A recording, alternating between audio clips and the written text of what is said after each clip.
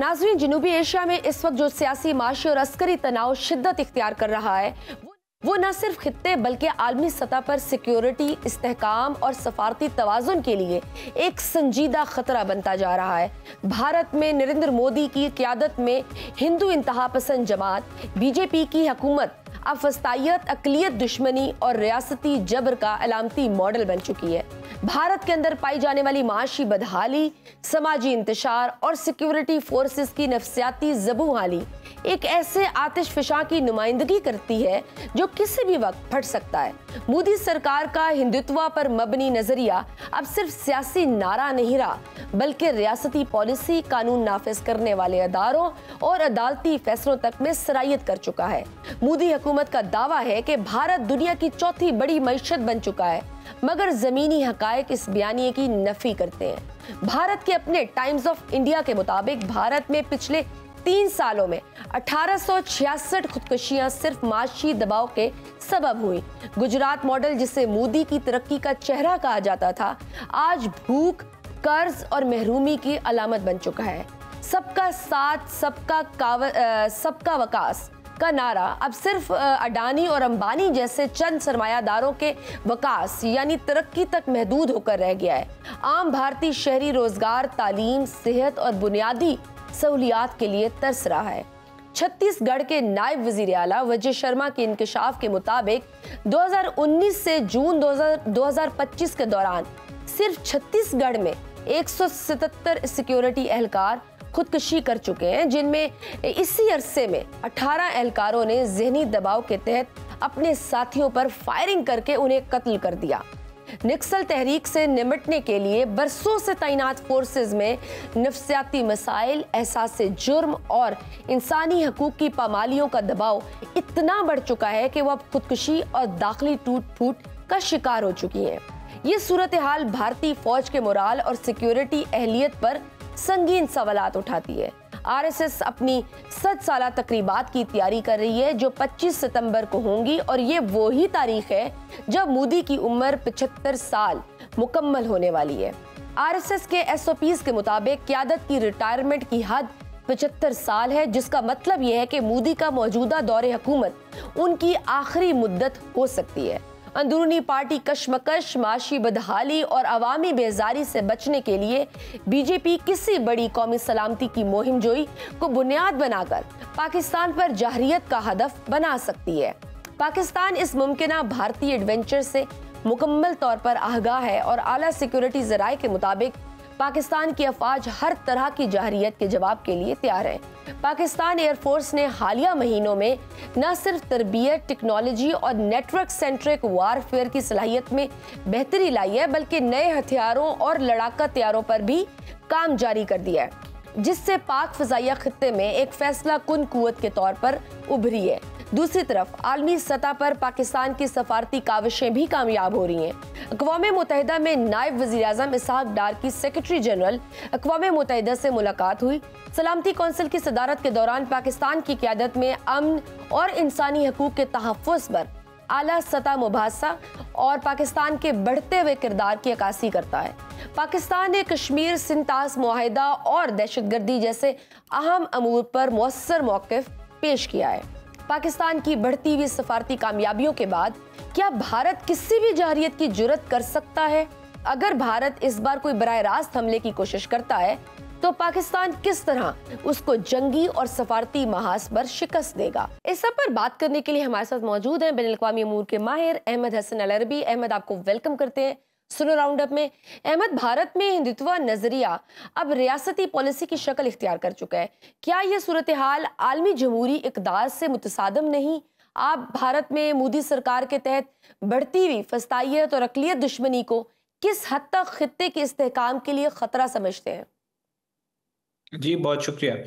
देखिए, इसमें कोई डाउट नहीं है कि भारत के अंदर जो इस वक़्त हिंदुत्व फ़ैशिज़्म है, वो भारत को जो यूनियन है, सबसे बड़ा भारत की ये जो आपको भारत की रियासत इस शेप और इस फ़ॉर्म में इस वक़्त जो नज़र आ रही है, उसको सबसे बड़ा जो ख़तरा लाहक है, वो हिंदुत्व नज़रिया इन इटसेल्फ है।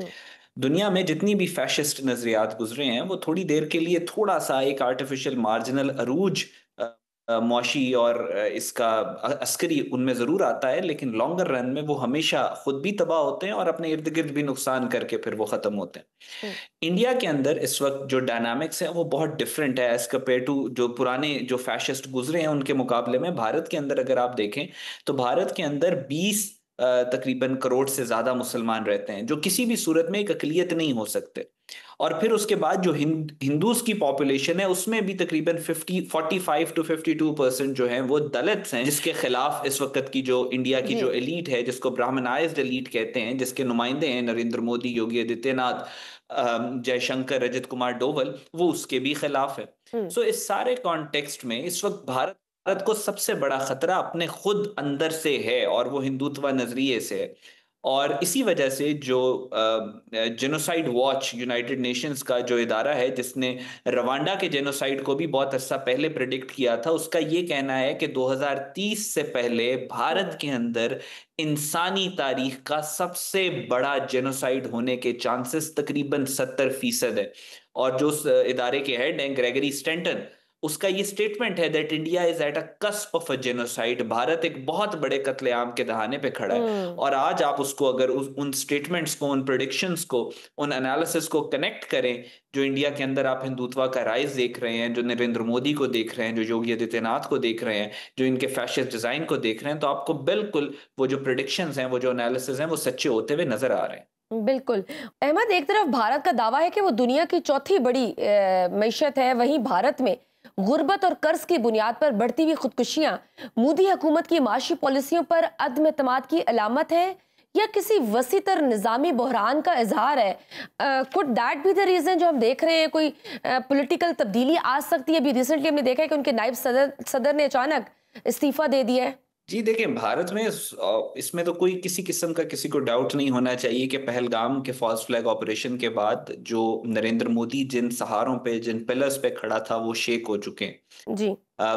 इनके वाइस प्रेसिडेंट जो आप कह रही हैं कि इस्तीफा आया, उसके बाद से आप देख रही हैं कि योगी आदित्यनाथ की बड़ी इंपॉर्टेंट मीटिंग्स हुई हैं अमित शाह के साथ और नरेंद्र मोदी के साथ। हम्म। सो उन मुलाकात के बारे में इंडिया में ये भी स्पेकुलेशन है कि जो इसका उत्तर प्रदेश का जो सीएम है योगी आदित्यनाथ, जिसका बहुत कलीदी किरदार था, वो जो इन्होंने बाबरी मस्जिद को शहीद कराने के बाद फिर उधर राम मंदिर बनवाया, उसमें उसको फेडरल कैबिनेट में लाने की कोशिश जा रही है। और मोहन भगवत बहुत अरसे से, जो आरएसएस का चीफ है, वो योगी आदित्यनाथ को प्राइम मिनिस्टर के कैंडिडेट के तौर पे सामने लेके आना चाह रहा था। तो बहुत ज्यादा जो पॉलिटिकल टर्मोइल है वो इंडिया के अंदर इस वक्त आ रहा है। और दूसरी तरफ कांग्रेस की अपनी एक पावर है, अपनी एक रियलिटी है, वो इस टर्मोइल को एक्सप्लॉइट कर रहे हैं। तो इंडिया के अंदर इस वक्त एक पॉलिटिकल सिविल वॉर शुरू हो चुकी है। सुब्रमण्यम स्वामी खुल के आके नरेंद्र मोदी के खिलाफ बात कर रहे हैं।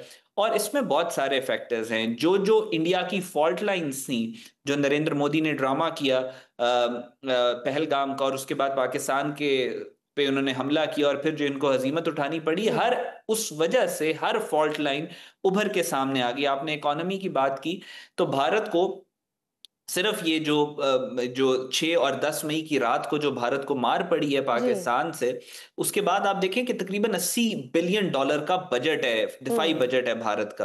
तो सिर्फ पहलगाम के बाद ऑपरेशन सिंदूर की वजह से जो इन्हें हजीमत उठाना पड़ी है, $83 बिलियन इनको सिर्फ और सिर्फ स्टॉक मार्केट के अंदर जो है वो उन दिनों में नुकसान हुआ था, जो इनिशियल रिपोर्ट्स आ रही थी।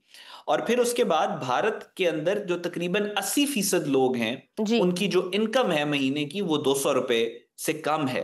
और फिर रिपोर्ट्स की, ये इंडियन रिपोर्ट्स ही मैं आपको कोट कर रहा हूं, इंडियन रिपोर्ट्स के मुताबिक इस वक्त जो गरीब और अमीर के दरमियान में फर्क है इंडिया में, वो ब्रिटिश एम्पायर जब कब्जा किया हुआ था उन्होंने सब कॉन्टिनेंट के ऊपर, उससे ज्यादा हो चुका है। और मिलियंस में, यानी आप इनकी जो बेहतरीन यूनिवर्सिटीज है आईआईटी, उसमें भी लोग जब ग्रेजुएट होते हैं तो उनका जो एक सर्वे के मुताबिक उनकी भी जो पहली वो जो मोटिव होता है वो ये होता है कि हमने इंडिया को छोड़ के चला है। 1.8 मिलियन इंडियंस पिछले 5 साल में अपनी नेशनैलिटी छोड़ चुके हैं। सो इंडिया इस वक्त, Narendra Modi is turning India into a war zone, और वॉर जोन में आपके चंद खानदान होते हैं जिसमें अंबानी हो गए, अडानी हो गए, टाटाज हो गए। ये जो वॉर इकोनॉमी यानी 416 खरब जो रुपए हैं उसका नरेंद्र मोदी प्लान कर रहे हैं अभी असलहा खरीदने का। सो सारी जो इन्वेस्टमेंट है वो इनकी असलहा खरीदने की तरफ है, क्योंकि वहां से करप्शन करके पैसे निकालते हैं, पैसे निकाल हम्म। के अंबानी अडानी को फायदा देते हैं, और जो आम इंडियन है वो पिस रहा है।